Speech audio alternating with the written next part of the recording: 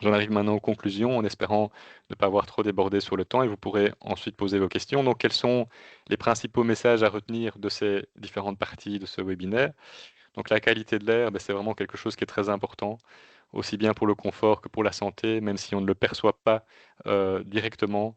Il y a des polluants inodores, invisibles, mais qui sont bien présents.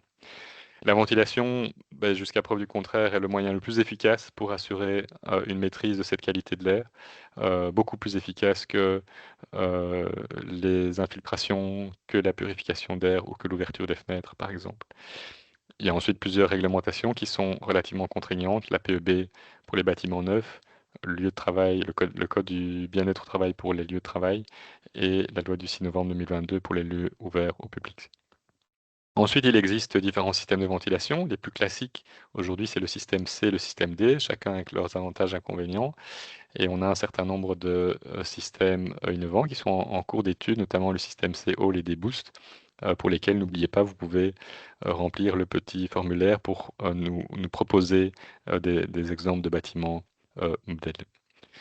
Ensuite, pour un système de ventilation, qu'il soit existant ou qu'il soit à installer, ben, la conception est vraiment essentielle pour avoir des systèmes de ventilation performants. Donc, on ne peut que vous recommander de faire appel à des professionnels, peut-être directement à un installateur pour les bâtiments de petite taille, les systèmes, les petites installations, certainement à un bureau d'études pour les bâtiments de plus grande taille. Puis la consommation d'énergie, ben, c'est une conséquence directe de la ventilation, mais heureusement, elle peut être limitée grâce à différentes solutions, comme la récupération de chaleur, donc le choix du système D, la ventilation à la demande, et puis toute la conception du réseau et le choix du ventilateur.